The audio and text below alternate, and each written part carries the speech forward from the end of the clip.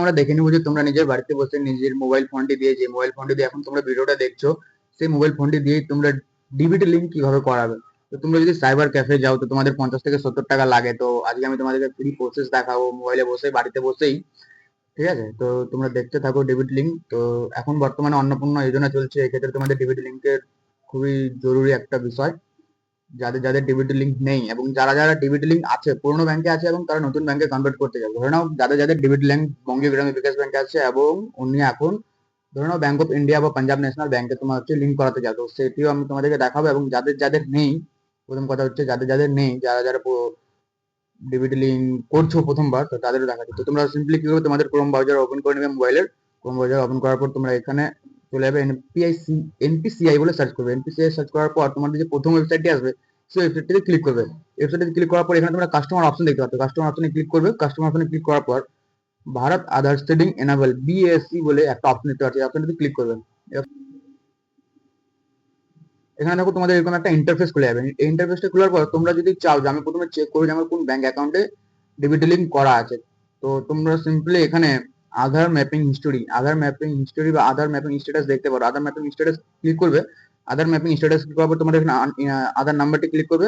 আধার নাম্বারটি এন্টার করার পর ক্যাপচা আছে, ক্যাপচা ক্লিক করে চেক স্ট্যাটাস ক্লিক করবে। চেক স্ট্যাটাস ক্লিক করার পর তোমাদের ফোনে একটা ওটিপি যাবে। মনে রাখবে তোমাদের আধার কার্ডে মোবাইল নাম্বার লিঙ্ক থাকা কিন্তু জরুরি। যে মোবাইল নাম্বারটিতে লিঙ্ক থাকবে সেই মোবাইল নাম্বারটিতে তোমাদের ওটিপি যাবে।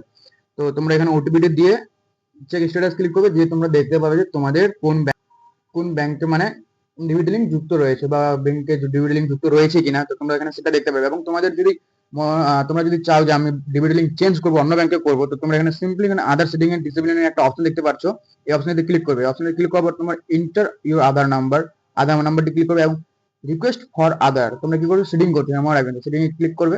সেটিং এ ক্লিক করার পর তোমরা যদি ফ্রেশার্স হও, তোমাদের যদি ডিবিটি লিঙ্ক না থাকে একটা ব্যাংকও, তাহলে তোমরা ফ্রেশার সেটিং করবে।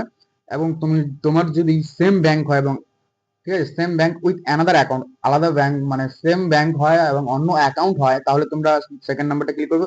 এবং তোমরা যদি চাও যে আমি পুরোনো ব্যাংক থেকে নতুন ব্যাংকে ডিবিটি লিঙ্ক করাবো, পুরোনো ব্যাংকে আমার ডিবিটি লিঙ্ক আছে এবং এখন আমি অন্নপূর্ণা যোজনাতেও নতুন ব্যাংক একটা ইউজ করবো, তাহলে তোমরা movement from one bank to another bank তোমরা নিচেরটাতে ক্লিক করবে। নিচেরটাতে ক্লিক করার পর সিলেক্ট ইউর ব্যাংক, তোমরা কোন ব্যাংকে ডিবিটি লিঙ্ক করাতে চাও। ঠিক আছে, ধরে নাও তোমরা আইসিআইসিআই ব্যাংকে তোমরা ডিবিটি লিঙ্ক করাতে চাও, তো সেই ব্যাংকটি দিবে।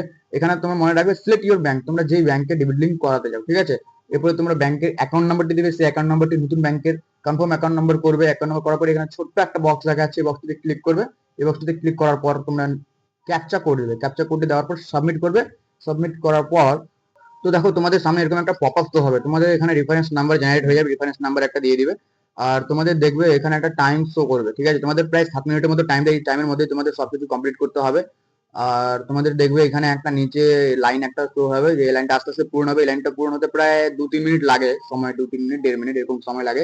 লাইনটা শো হওয়ার পর তোমাদের সাকসেসফুলি জেনারেশন নাম্বার বলে শো করবে, সাকসেসফুলি তোমাদের শো করবে যে তোমাদের ডিবিটি লিঙ্ক যুক্ত হয়ে গেছে। তো এটা ছিল তোমাদের আজকে সহজ পদ্ধতি।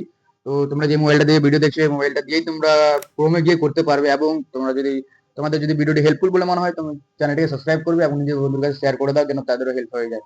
তো ধন্যবাদ, দেখা হচ্ছে পরের ভিডিওতে।